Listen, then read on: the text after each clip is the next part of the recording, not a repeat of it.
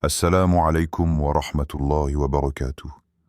Avant d'aller plus loin, pose ton téléphone un instant, respire profondément et écoute ton cœur. Dis-moi, combien de fois t'es-tu demandé en silence « Pourquoi moi ?» Pourquoi ces épreuves répétées? Pourquoi ce sentiment d'avancer sans être comprise? Pourquoi ces larmes que personne ne voit? Et si je te disais aujourd'hui que ce que tu vis n'est pas un signe d'abandon, mais peut-être un signe d'élection? Et si Allah ne t'éprouvait pas pour te briser, mais pour te préparer?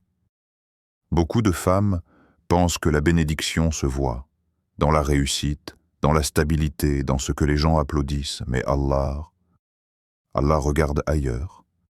Il regarde le cœur. Reste bien jusqu'à la fin, car ce message pourrait changer la manière dont tu vois ta vie et la manière dont tu te vois toi-même. Aujourd'hui, nous allons découvrir des signes profonds qui montrent qu'une femme peut être immensément bénie par Allah, même si sa vie semble lourde, silencieuse ou incomprise. Signe 1. Rester attaché à Allah quand ça fait mal. Il y a une foi que tout le monde peut avoir, une foi légère, une foi qui respire quand tout va bien, une foi qui sourit quand les choses avancent, quand les réponses arrivent vite, quand la vie est stable. Cette foi-là, beaucoup la connaissent. Elle apparaît dans les moments faciles, quand le cœur est tranquille, quand la prière coule naturellement, quand invoquer Allah ressemble presque à une habitude confortable. Mais il existe une autre foi, une foi plus rare, plus silencieuse, plus lourde aussi, une foi que seules les âmes éprouvées connaissent. Cette foi ne se manifeste pas dans la facilité. Elle ne se montre pas quand tout est clair. Elle naît dans l'incompréhension, dans l'attente, dans les nuits longues, dans les questions sans réponse. Rester proche d'Allah quand tout va bien, c'est facile. Le cœur est disponible, l'esprit est calme. La langue trouve facilement les mots. Mais rester attaché à lui quand ça fait mal, quand le cœur est fatigué, quand la prière devient lourde, quand les réponses tardent, c'est là que tout change. Quand on dit « le cœur est fatigué », ce n'est pas une simple fatigue physique. Ce n'est pas celle qui disparaît avec le sommeil. C'est une fatigue intérieure, une fatigue que personne ne voit, une fatigue de porter trop longtemps des choses qu'on n'a jamais pu déposer. C'est le cœur qui s'est trop retenu, qui a trop encaissé, qui a trop espéré, et qui continue quand même. Quand la prière devient lourde, ce n'est pas parce qu'elle a perdu sa valeur. C'est parce que le cœur est blessé, parce que l'âme est chargée, parce que parfois, se tenir devant Allah demande un effort immense. Se lever, faire les ablutions, se tenir debout, prononcer des mots qu'on connaît par cœur, mais qu'on ne ressent plus comme avant. Et pourtant, tu te lèves quand même si ton esprit est ailleurs, même si ton cœur est confus, même si tu te demandes intérieurement « Ya Rabbi, est-ce que tu m'entends vraiment ?» Quand les réponses tardent, ce n'est pas seulement l'attente d'un événement, c'est l'attente d'un signe, d'un apaisement, d'un sens. C'est cette sensation étrange où tu continues à invoquer Allah, mais où le silence te répond.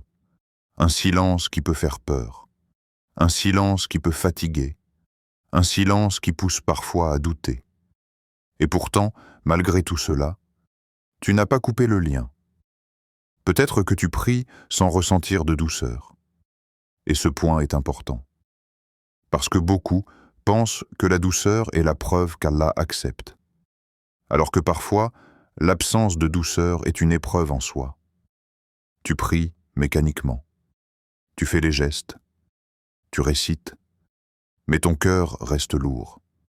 Et tu te demandes, est-ce que ma prière vaut encore quelque chose? Oui, elle vaut énormément. Peut-être que tu invoques sans savoir quoi dire. Tu lèves les mains. Mais les mots ne viennent pas. Ou ils viennent de façon désordonnée, incomplète, fragile. Parfois, ce sont juste des soupirs. Parfois, un seul mot répété. Parfois, un silence devant Allah. Et tu crois que ce silence est un vide. Alors qu'en réalité, Allah entend même ce que tu n'arrives pas à formuler. Peut-être que tu pleures plus que tu ne parles. Des larmes silencieuses, des larmes discrètes, des larmes que personne ne remarque. Ces larmes ne sont pas un signe de faiblesse. Elles sont une forme de langage. Un langage que seul Allah comprend parfaitement. Mais malgré tout cela, malgré la fatigue, malgré la lourdeur, malgré l'absence de réponse visible, tu n'as pas coupé le lien. Et c'est ici que réside la bénédiction. Parce qu'aux yeux d'Allah, rester attaché à lui quand tout va bien est une chose, mais rester attaché à lui quand tout fait mal, c'est une preuve de sincérité. La patience n'est pas l'absence de douleur. Ce mot mérite qu'on s'y arrête. Beaucoup pensent que patienter, c'est ne rien ressentir. Ne pas pleurer, ne pas se plaindre, ne pas souffrir. Mais ce n'est pas cela. La patience n'est pas une anesthésie du cœur. Ce n'est pas un cœur dur. Ce n'est pas un cœur fermé.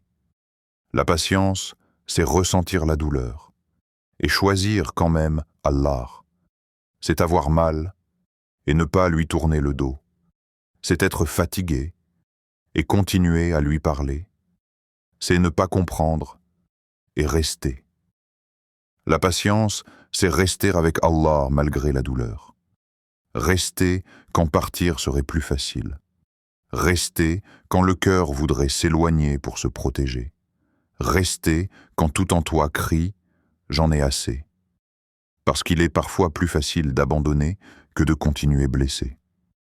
Plus facile de se fermer que de rester vulnérable devant Allah. Plus facile de dire « je n'y arrive plus » que de dire « Ya Rabbi, aide-moi ». Mais toi, tu es resté. Même avec une foi fragile. Même avec un cœur fissuré. Même avec des questions sans réponse.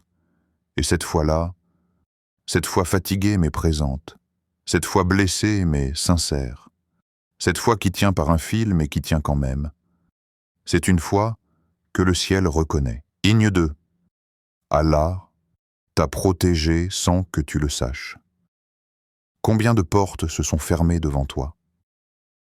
Cette question, à elle seule, réveille déjà beaucoup de souvenirs. Des moments précis, des attentes, des espoirs, des projets que tu avais imaginés dans les moindres détails, une porte qui devait s'ouvrir et qui ne l'a jamais fait.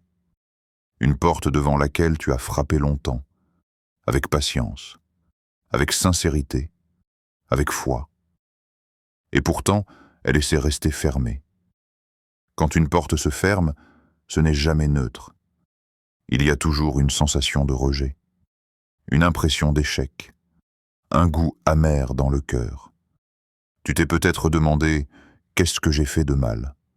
Pourquoi pas moi? Pourquoi maintenant ?»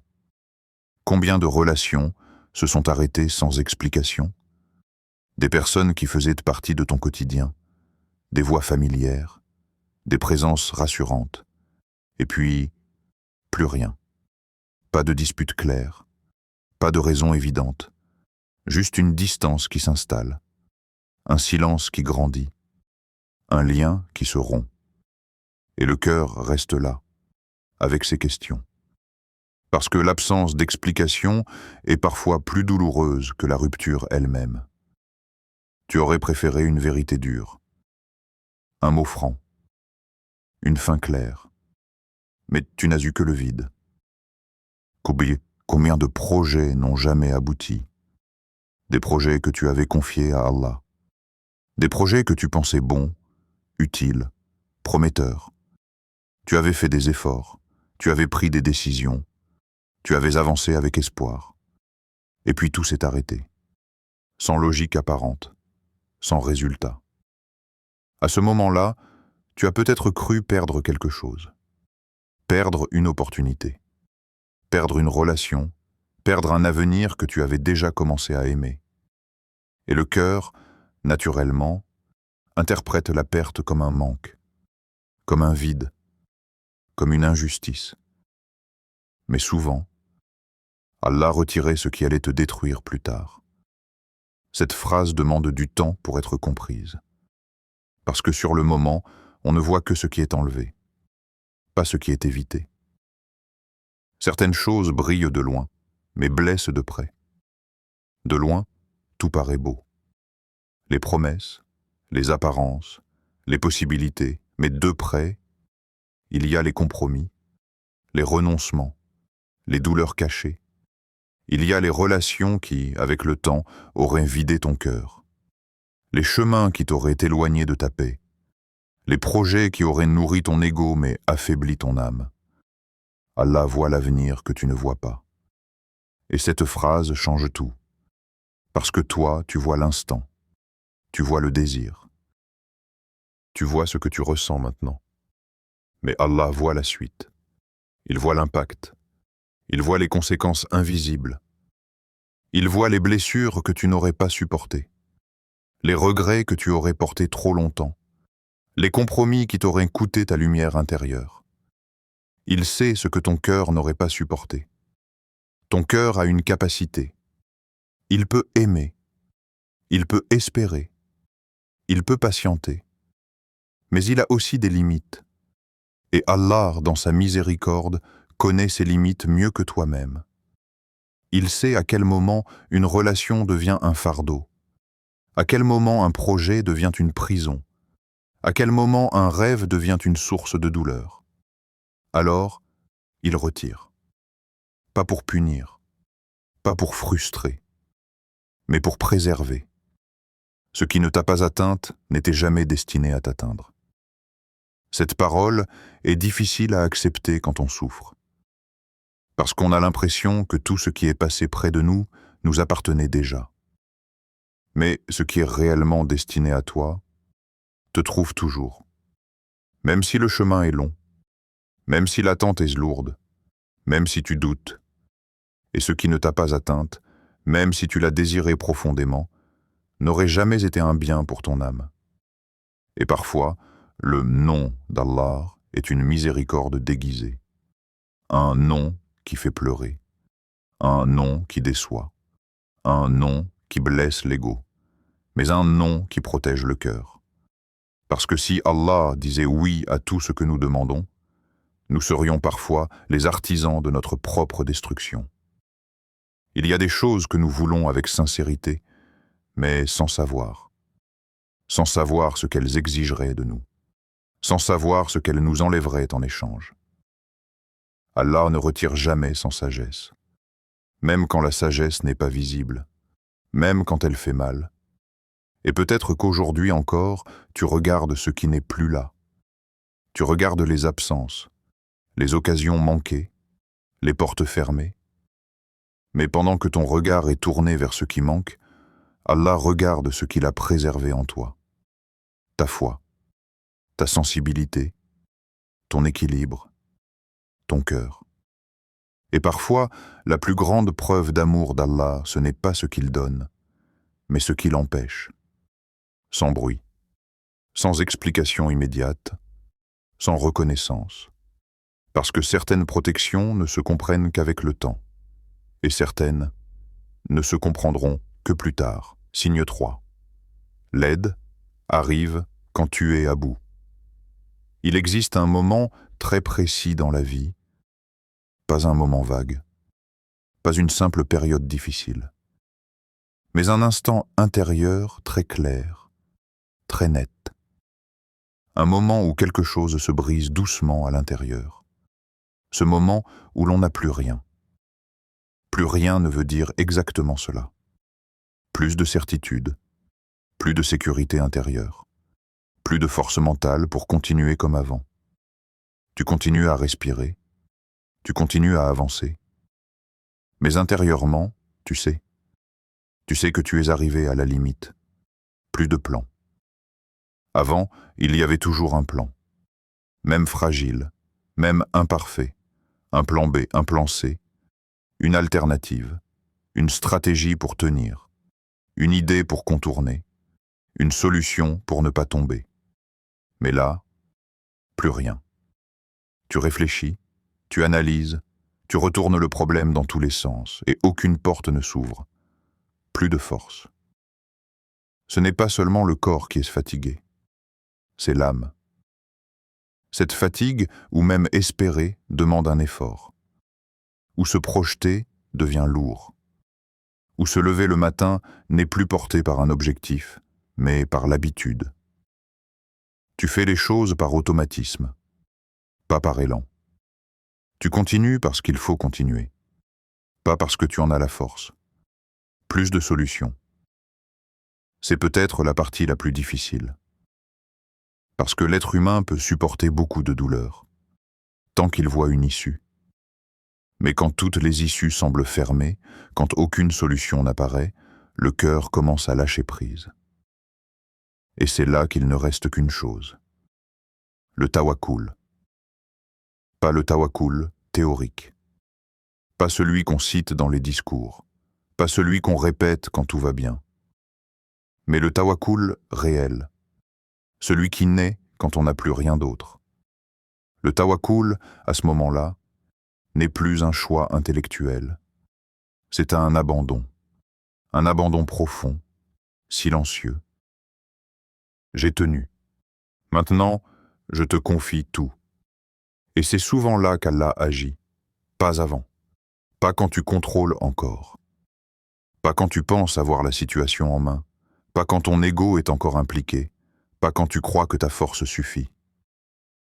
Allah agit quand le cœur se vide de lui-même, quand il n'y a plus d'illusion de contrôle, plus de calcul, plus de résistance intérieure, quand la confiance n'est plus un mot, mais un état, quand ton cœur dit « Ya Rabbi, si tu n'interviens pas, je n'ai rien ». C'est un moment très intime, très personnel, très sacré, parce que dans cet instant, tu reconnais pleinement ta dépendance. Et Allah aime cette vérité-là. L'aide arrive parfois discrètement, pas toujours comme tu l'imaginais, pas toujours sous la forme que tu attendais. Parfois, ce n'est pas une solution spectaculaire, pas un miracle visible, pas un changement immédiat. Parfois, c'est une personne. Une personne qui apparaît au moment exact où tu n'en peux plus. Pas forcément quelqu'un d'important, pas forcément quelqu'un de prévu, quelqu'un qui dit une phrase simple, mais cette phrase touche juste. Elle arrive pile au bon moment. Et tu te demandes intérieurement, comment cette personne pouvait-elle savoir? Parfois, c'est une idée qui n'était jamais venue avant, une pensée calme, une orientation nouvelle, pas une solution complète, mais une direction, et cette direction suffit pour respirer à nouveau. Parfois, c'est une ouverture inattendue, une petite ouverture, discrète, presque invisible, pas la grande porte que tu attendais, mais une fissure. Et cette fissure laisse passer assez de lumière pour continuer. Allah n'agit jamais en retard. Cette phrase mérite d'être ressentie lentement. Jamais en retard. Même si pour toi, l'attente a été longue. Même si pour toi, la douleur a duré. Même si pour toi, le silence semblait interminable. Allah ne suit pas ton calendrier. Il suit l'état de ton cœur. Il agit quand ton cœur est prêt. Prêt à ne plus s'attribuer le mérite. Prêt à ne plus s'appuyer sur lui-même. Prêt à recevoir sans orgueil. Parce que si l'aide était arrivée plus tôt, peut-être que tu aurais cru que c'était grâce à toi, grâce à ton intelligence, grâce à ton endurance, grâce à ta stratégie. Mais là, tu sais que ce n'est pas toi. Et ce savoir transforme tout. Il y a une sagesse profonde dans ce timing, une sagesse qui dépasse la logique humaine. Allah n'attend pas que tu sois parfaite. Il n'attend pas que tu sois forte. Il n'attend pas que tu sois confiante. Il attend que tu sois vrai, vrai dans ton épuisement, vrai dans ta dépendance, vrai dans ton abandon. Et parfois, pendant que tu crois que rien ne se passe, quelque chose est déjà décrété. Silencieusement, sans bruit, sans signe visible, mais en mouvement. Parce que l'aide d'Allah ne commence pas toujours quand tu la vois. Elle commence quand ton cœur lâche enfin prise. Et peut-être qu'en ce moment même, tu es dans cette phase. Cette phase où tu continues sans savoir comment. Où tu avances sans comprendre pourquoi. Où tu espères sans énergie. Et peut-être que tu crois être au bout, alors qu'en réalité, tu es à l'endroit exact où le tawakkul devient réel. Signe 4. Une force intérieure, silencieuse. Tu es plus forte que tu ne le penses. Cette phrase, beaucoup l'entendent, mais peu la ressentent vraiment. Parce que souvent, quand on se regarde soi-même, on ne voit pas la force. On voit la fatigue. On voit les failles. On voit ce qui manque. Tu te vois peut-être comme quelqu'un qui tient à peine. Quelqu'un qui fait de son mieux mais sans éclat. Quelqu'un qui avance sans certitude. Et pourtant, il ne s'agit pas d'une force bruyante. Pas une force qui s'impose. Pas une force qui écrase. Ce n'est pas la force de ceux qui parlent nez fort, ni celle de ceux qui montrent, ni celle de ceux qui se vantent. C'est une autre force. Une force silencieuse. Une force qui ne cherche pas à être remarquée, qui ne demande pas d'applaudissements, qui ne s'affiche pas. Une force qui se lève chaque matin. Et ce détail est important.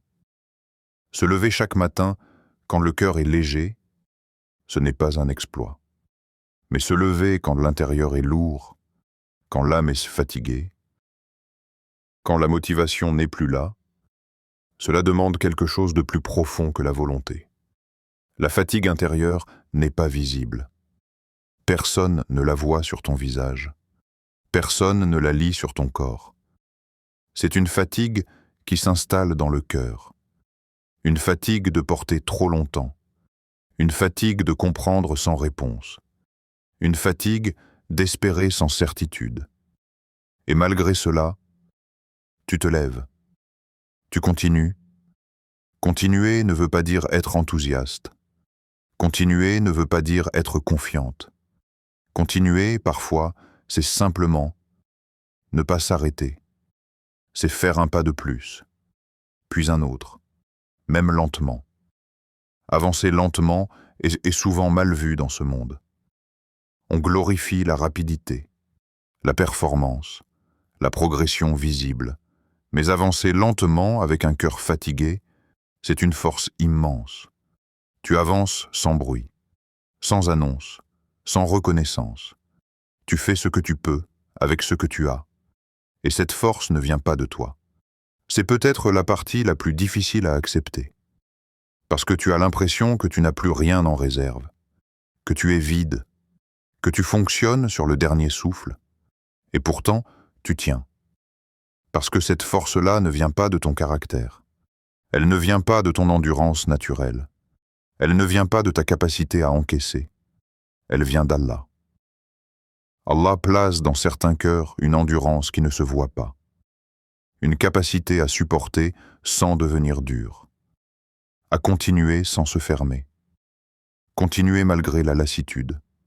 La lassitude, ce n'est pas la fatigue passagère. C'est une usure intérieure. C'est que quand même les choses simples deviennent lourdes. Quand les responsabilités pèsent plus que d'habitude. Quand même ce qui te faisait du bien auparavant te demande un effort. Continuer malgré la lassitude, c'est dire au cœur « Je suis fatigué, mais je n'abandonne pas. » Pas par orgueil, pas par défi, mais par fidélité. Sourire malgré la douleur. Ce sourire-là n'est pas un masque. Ce n'est pas une hypocrisie. Ce n'est pas un mensonge. C'est un choix discret.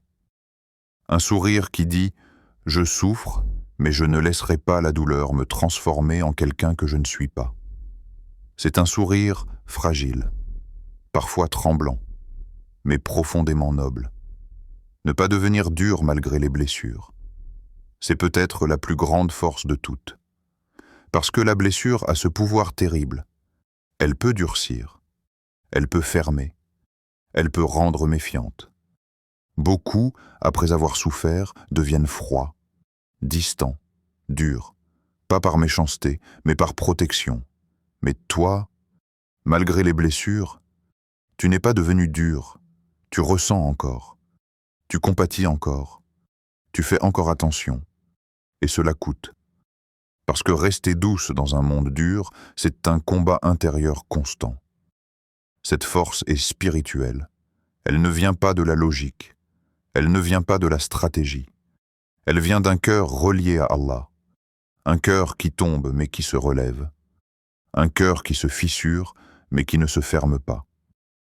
Il y a des nuits où tu t'es demandé comment tu allais tenir encore, comment tu allais continuer, comment tu allais supporter un jour de plus. Et tu as tenu. Pas toujours avec courage, pas toujours avec clarté. Mais tu as tenu. Cette force se manifeste dans les petits gestes, ceux que personne ne remarque. Faire ce qu'il faut quand tu n'en as pas envie. Rester droite quand tu pourrais te laisser aller. Garder ta dignité quand ton cœur est en désordre. Ce ne sont pas des actes spectaculaires, mais ce sont des actes puissants. Allah voit cette force, même quand toi tu ne la vois pas, même quand toi tu te juges sévèrement. Il voit chaque pas, chaque effort silencieux, chaque fois où tu as continué alors que tu aurais pu t'effondrer. Cette force ne te rend pas invincible. Elle ne supprime pas la douleur. Elle ne te transforme pas en quelqu'un d'insensible. Elle te permet simplement de rester debout, sans perdre ton humanité. Et peut-être que tu ne comprends toujours pas comment tu fais pour avancer. Peut-être que tu te dis « Je ne suis pas forte, je fais juste ce que je peux ». Mais parfois, faire ce que l'on peut, quand on n'a presque plus rien, c'est exactement cela. La force qu'Allah place dans le cœur de ses serviteurs. Signe 5. Une sagesse qui ne s'apprend pas. Tu remarques peut-être que ce qui attire les autres ne t'attire pas. Cette phrase semble simple, mais elle contient une différence profonde. Il y a ce qui attire le regard, et il y a ce qui attire le cœur. Beaucoup sont attirés par ce qui brille, par ce qui fait du bruit, par ce qui promet rapidement. Toi, tu observes, et tu ressens un décalage. Ce n'est pas du mépris, ce n'est pas de la supériorité, c'est une distance naturelle. Le bruit te fatigue, pas seulement le bruit sonore, mais le bruit intérieur, les conversations vides, les courses inutiles, les urgences artificielles. Ce bruit-là te vide au lieu de te nourrir. Il te donne l'impression de perdre quelque chose de précieux, ta paix. La superficialité te lasse, les choses trop rapides, les liens trop légers, les paroles sans profondeur. Tu as peut-être essayé comme les autres, tu as peut-être cru que le problème venait de toi. Mais au fond, ton cœur cherchait autre chose. Tu préfères la paix. La paix n'est pas l'ennui. Ce n'est pas le vide. C'est un espace intérieur. Un espace où l'âme respire. Où le cœur se pose. Où tu n'as pas besoin de jouer un rôle. Tu préfères le sens. Faire quelque chose qui a une raison. Parler pour transmettre. Agir pour construire. Le sens te rassure plus que l'agitation. Il te stabilise. Tu préfères la profondeur. Aller moins vite, mais aller vrai. Comprendre avant d'agir. Ressentir avant de décider. Ce n'est pas un défaut. Et cette phrase est essentielle. Parce que souvent, tu as peut-être cru que quelque chose clochait chez toi. Que tu étais trop sérieuse, trop prudente, trop lente. Mais cette lenteur, cette retenue, ce recul, c'est une sagesse. Une sagesse qu'Allah place dans certains cœurs. Elle ne s'apprend pas dans les livres. Elle ne vient pas de l'âge. Elle ne dépend pas de l'expérience visible. Elle est là, silencieuse, stable. Elle te protège.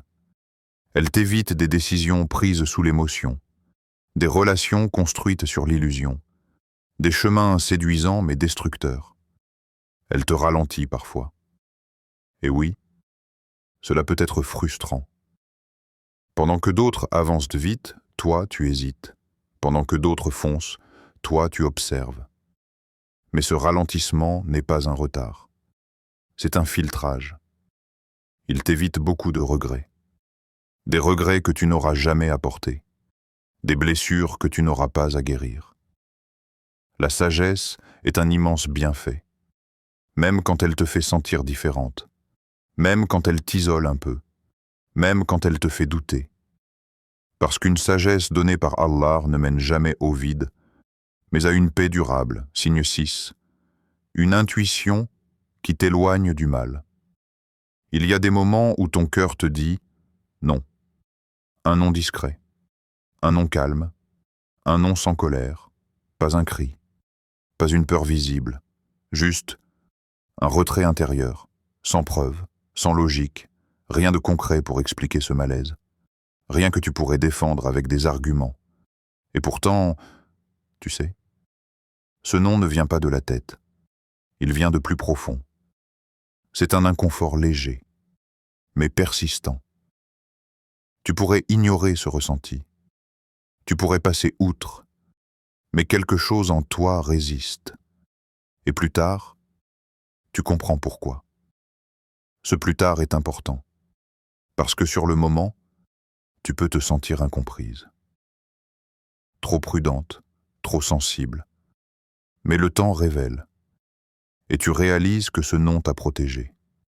D'une parole, d'un choix, d'un chemin, c'est une lumière intérieure. Pas une lumière éclatante, pas un signe spectaculaire. Une lumière douce, silencieuse.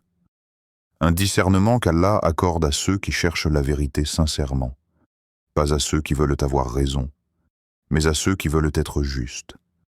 Cette intuition ne crie pas, elle ne force pas, elle ne s'impose pas.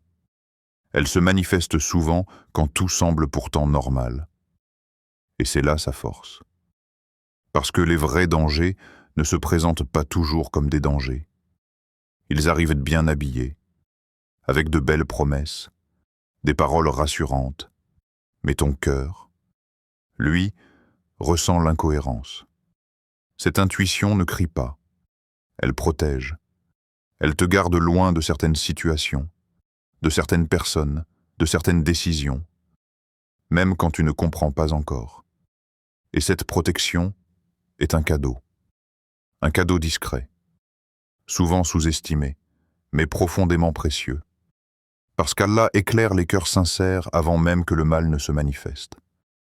Et si ton cœur te parle ainsi, ce n'est pas par hasard. C'est une miséricorde silencieuse posée en toi. Conclusion forte. Si tu t'es reconnu dans ce message, sache une chose. Tu n'es pas oublié. Tu n'es pas en retard. Tu es en préparation. Allah travaille ton cœur avant d'élever ta vie. Confie-lui ton chemin. Reste attaché. Et avance avec tawakkul, qu'Allah apaise ton cœur, renforce ta foi et te mène là où ton âme trouvera la paix.